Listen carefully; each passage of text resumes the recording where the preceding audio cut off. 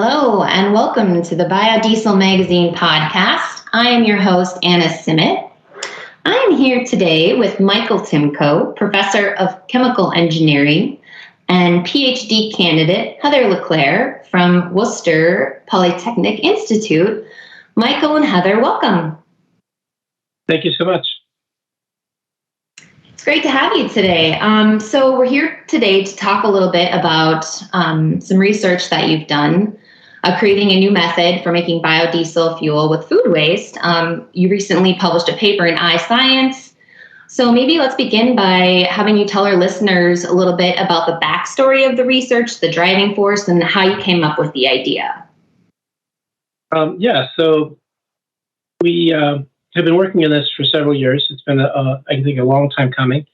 The interest and the motivation was the U.S. alone produces many millions of tons of food waste every year. And if left on its own and put in landfills, it generates methane, which is a very powerful greenhouse gas.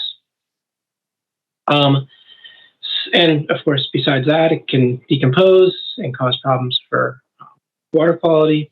And lastly, of course, it takes up a lot of space in our landfills. So none of those are good things, but at the same time, food waste has a lot of embodied energy. The challenge with food waste is that it's very heavy in water, very high water content, roughly half. And so a lot of technologies that have been developed or are being developed aren't really compatible with that high level of water. And then also, unlike a typical biodiesel stream, there can be fats and lipids and greases in food waste, but it's not 100% fats, lipids, and greases. So the typical biodiesel process, which I'm sure listeners are familiar with, involves taking, for example, used cooking oil, and reacting it with methanol in the presence of a base, and you make what are called fatty acid methyl esters. That kind of technology doesn't work for whole food waste. And so you need a different technology. Mm-hmm. So what we've been working on now for several years is a technology called hydrothermal liquefaction. We didn't invent it. It was, believe it or not, discovered in the 1930s. But it's made a resurgence in the last 10 or 15 years because of the reasons that we'll talk about. The main one being it's very compatible with wet waste. So what is hydrothermal liquefaction? We can shorten that because it's a mouthful, to HTL. Basically, you take your organic stream, which probably has water in it, and you heat it up to temperatures that depend a bit on your product as well as your feed, but something like 250 to maybe 350 degrees Celsius. Mm-hmm. And then the pressures are sufficient that the water stays liquid. And the reaction time's in the order of, say, 10 minutes to an hour, something in that range. And then you get out of that several products, but the one we're trying to maximize is something we call biocrude. And then that biocrude can be treated in a separate step to produce something like a biodiesel. We call it a renewable diesel, just to keep the jargon straight, because it's not the same as a fatty acid methyl ester. Mm-hmm. In fact, chemically, it's maybe closer to petroleum diesel than it is to the FAME molecules that we know, fatty acid methyl esters. So that's the basic territory. But the challenge, of course, is we want things to be as efficient as possible. We want to get as much carbon into the product as we can. And one of the byproducts I didn't mention was carbon that goes into an aqueous phase, mm-hmm. water phase. So if water comes in, water comes out, right? And so some of the carbon gets leached into that water phase. And that's where Heather's project came in, was to use a catalyst. And actually, you asked about backstory. I remember as we were developing this technology, we were working with some sort of simulated food waste streams, mm-hmm. basically grocery store products that we then blended together in a way to reconstitute something that was characteristic of waste. And I started thinking about it, and it was during a morning day of jogging on the university track. We have an indoor track. It was in the winter. And I was thinking, well, your real waste are going to have all kinds of, problems in them, like bones and things like that. And my brain just kind of fixed on the bones because bones, it turns out, have calcium and other materials that could potentially be catalysts. And that was the start of this idea to use a catalyst called hydroxyapatite. I don't know, Heather, if you want to go into those details a bit more, why hydroxyapatite is a good catalyst for this process and what it does. But that's really where her project took off. Mm-hmm. Yeah, that'd be great, Heather. Why don't you tell us more about that? Sure, I'd be happy to. So, kind of as Mike was mentioning, he was talking about how the real waste feeds were going to have these different things in them that are not just food, but also things like bones. Mm-hmm. And hydroxyapatite is actually a mineral that is found naturally in bones, both animal bones, and if for some reason you had human waste in your food waste, it also is found in there, and it is made of calcium and phosphorus. Mm-hmm. And what's also really cool about this mineral is that it is a tunable chemical structure, so that you can actually change the chemical structure and some of the properties of this mineral by the way that you synthesize it and the pH of the medium that you synthesize your catalyst in. Really interesting. So maybe moving on, can you talk a little bit more about the pricing for this type of fuel? Yeah, so we worked closely with a company in Florida called Mainstream Engineering on that. Mm-hmm. And Heather really took the lead on our end. So we looked at a lot of different scenarios, and a lot of what we were trying to do, kind of in the big picture, was hydrothermal liquefaction had been studied before us for converting algae into this renewable diesel, and it works just fine. But unfortunately, algae cultivation remains really expensive, and so the economic projections for those fuels were still well north of $5 per gallon. On the other side of things, food waste, people will pay you to take from them, which is great, but it's not as good as a feedstock or feed stream for making a lot of fuels. And so that's where the catalyst came in the different scenarios. So I'll let Heather give you all the details, but the basic idea was trying to come up with the best of both worlds. So high yields, but with this really low cost and abundant feedstock of food waste. Right. So the kind of typical feedstock for the past 10, 15 years before waste has become really prevalent has been algae. And algae has the issue of really high cost to cultivate, even though it performs really well in the HTL process and gives you high yields.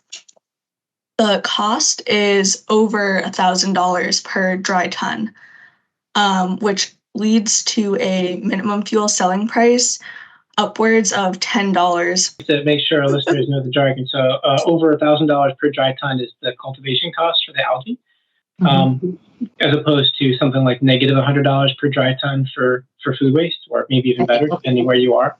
When I say better, less, more favorable for use. And then the MFSP, minimum fuel selling price. So that's a metric that's used, at least in our field, quite a lot. And it's basically the minimum price you can sell the fuel for and break even while making some return on investment. And I think we set that to 10%. And so it's something you do when your economic projections don't look so good and you have like a negative value for your investment. You can kind of recast the problem. So, okay, how much do I have to charge for my fuel in order to make it not a negative investment? So that's just to define that bit of jargon. Got it. But I'm sorry, Heather, go ahead. That's okay. So the minimum fuel selling price for algae-based fuels or biocrudes is upwards of $10 per gallon of gasoline equivalent, or GGE, where it just takes the energy density and the amount of oil that you produce with the process and puts it on a comparable scale to a typical gallon of gasoline and its energy content and amount. And when we do that with our food waste without our hydroxyapatite catalyst, we are able to bring down our minimum fuel selling price to about $7 to $8 per gallon of gasoline equivalents. And with our hydroxyapatite catalyst, this drops all the way down to about $4. without including any sort of environmental or government-based incentives in the process. So once we are able to actually include in the current incentives based on the current government subsidiaries on green fuels. Renewable fuel standard too. Yeah. Mm-hmm. Then we're able to actually bring this price down to about $1.10 per GGE, which is an amazing price, especially in the state of today's gasoline prices. Wow. So kind of a two-part question here, you two. What would you say is the most novel thing about this work compared to research that's done before? And what would you say has been the biggest challenge with it? Yeah, I mean, it depends sort of how narrow your lens is, right, when it comes to novelty.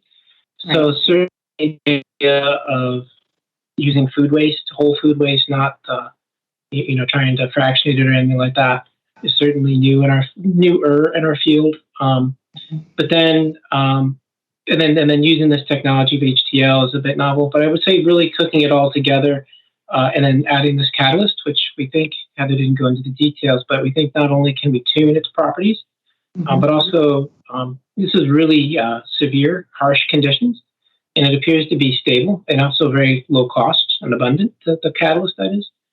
So, it's basically calcium, phosphorus, and oxygen. Those are all, very, very abundant elements. It's low cost enough and stable enough that we think we can use that in a real process.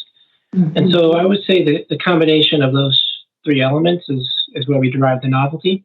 And then in terms of, the paper, we haven't talked about some of the science in it, but a lot of the paper and Heather's hard work was trying to understand at a chemical level using a battery of different techniques, what's happening in the reactor. And so we feel like we've contributed something quite novel when it comes to understanding the chemistry of this very complicated set of reactions.